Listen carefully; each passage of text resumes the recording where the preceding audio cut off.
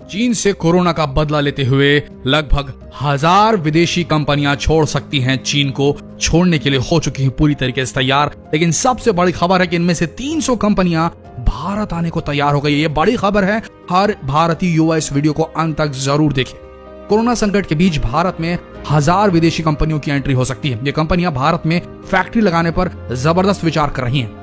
देखिए, वैसे तो कोरोना वायरस की वजह से दुनिया भर की इकोनॉमी रेंगती हुई नजर आ रही है, लेकिन इस माहौल में भी भारत के लिए एक अच्छी खबर है। दरअसल चीन में सक्रिय करीबन 1000 विदेशी कंपनियां भारत में मौकों की तलाश कर रही हैं। बिजनेस टुडे की एक खबर के मुताबिक कोरोना वायरस के कारण चीन में विदेशी कंपनियों को काफी दिक्कतों का सामना करना पड़ रहा है और साथ ही वे कोरोना फैलाने वाले एक देश के अंदर काम नहीं करना चाहती। इस माहौल में लगभग 1000 विदेशी कंपनियां भारत में एंट्री की सोच रही हैं। इनमें से करीब 300 कंपनियां भारत में फैक्ट्रियां लगाने को पूरी तरीके से सेट मूड बना चुकी हैं। इस संबंध में सरकार के अधिकारियों से बातचीत भी चल रही है और ये एक बड़ा मौका है मोदी सरकार के पास अपने आप को साबित करने का। अगर मोदी सरकार किसी तरीके से इन कंपनियों का ध्यान अपनी तरफ खींच सके, उन्हें वो सुविधाएं मुहैया करा सके, तो ये मान के चलिए अब इस दुनिया में मेड इन चाइना नहीं बल्कि मेड इन इंडिया चलने लगेगा। और जैसा कि साफ जाहिर है, चीन के लिए बड़ा झटका होने वाला है। बिजनेस टुडे से बातचीत में केंद्र सरकार के एक अधिकारी ने इसकी जानकारी दी। अधिकारी के मुताबिक वर्तमान में लगभग 1000 कंपनियां विभिन्न स्तरों पर बातचीत कर रही हैं भारतीय सरकार से। इन कंपनियों में से हमने 300 कंपनियों को लक्षित किया है, टारगेट किया है। केंद्र सरकार के अधिकारी के मुताबिक कोरोना वायरस के नियंत्रण में आने के बाद स्थिति हमारे लिए बेहतर होगी और भारत वैकल्पिक मैन्युफैक्चरिंग हब के रूप में चीन के सामने अपना कद बढ़ा सकेगा। बिजनेस टुडे के मुताबिक लक्षित 300 कंपनियां mobile electronics, medical devices, textile और सिंथेटिक फैब्रिक्स के क्षेत्र में सक्रिय हैं और भारत में आना चाहती हैं। अगर सरकार की ओर से पॉजिटिव रिस्पांस रहा तो ये चीन के लिए बड़ा झटका होगा। इसके साथ ही चीन के हाथों से मैन्युफैक्चरिंग हब का तमगा छिन जाने का खतरा चीन के ऊपर जबरदस्त तरीके से मंडराने लगेगा।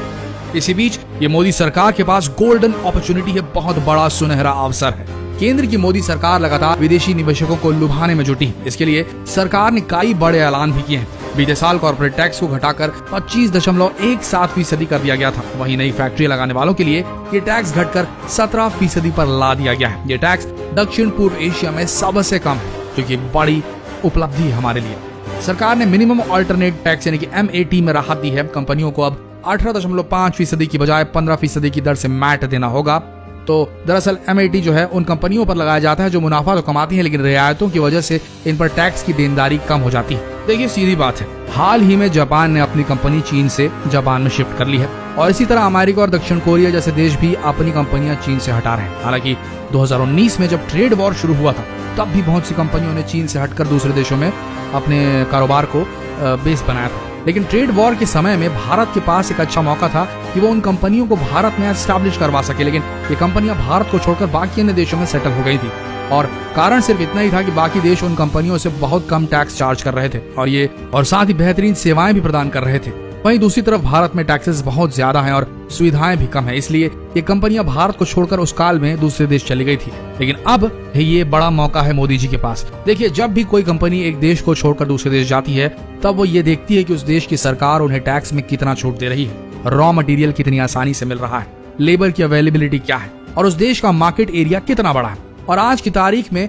हमारा भारत इन सब पायदानों में खरा उतरता है। लेकिन यहाँ की सरकार अगर इन कंपनियों को आगे बढ़कर इन्हें हमारे देश में आमंत्रित करती है, टैक्सेस में छूट देती है, सुविधाएं प्रदान करती है, तो जाहिर सी बात है कि कंपनियां भारत में आएंगी और देश की तरक्की में मददगार साबित होंगी। इन कंपनियों के आने से लोगों को काम मिलेगा, तकनीकी विकास होगा, लोगों की परचेसिंग पावर बढ़ेगी और बहुत कुछ ऐसा होगा जो इस देश की अर्थव्यवस्था को बहुत मजबूत बना देगा। भारत के पास इस समय एक प्लस पॉइंट ये है कि भारत की यंग जनरेशन जो कि यहाँ की मेन पॉपुलेशन का हिस्सा है और 2021 की जनगणना में हमारा भारत शायद पहले स्थान पर आ जाए जनगणना में। और जो भी कंपनी भारत में आएगी उसे एक बहुत बड़ा मार्केट यहाँ मिलने वाला है। सिर्फ सोच के देखिए, प्रोडक्ट्स में मेड इन चाइना की जगह अगर मेड इन इंडिया लिखा रहेगा तो प्रोडक्ट की वैल्यू कितनी बढ़ जाएगी और दूसरे देश भी कितनी सहर्ष तरीके से इन प्रोडक्ट्स को खरीदना चाहेंगे और हमारे देशवासी भी किस तरीके से खरीदेंगे। तो ये बड़ा मौका है मोदी जी के पास, मोदी सरकार के पास और भारत के पास। अगर इस मौके को भुना सकी हमारी सरकार तो मान के चलिए भारत लंबी ऊंची छलांग मारने को तैयार है कोरोना से निपटने के बाद। तो जितना हो सके इस खबर को फैलाइए फेसबुक पर, व्हाट्सएप पर, क्योंकि इस कोरोना की इस नेगेटिव वाइब वाली जो समय चल रहा है उस बीच में कुछ एक पॉजिटिव खबर होनी चाहिए थी। ये बहुत बड़ी पॉजिटिव खबर है देश के लिए, इसे जितना हो सके फैलाइए। जो हमारा युवा जनरेशन है, जो यूथ है, जो अभी एकदम पूरी तरीके से लेट डाउन करके बैठा हुआ है, उससे थोड़ी राहत मिलेगी। मिलते हैं अगले लेटेस्ट अपडेट के साथ, तब तक के लिए आप सबका इस वीडियो के अंत तक बने रहने के लिए दिल से धन्यवाद।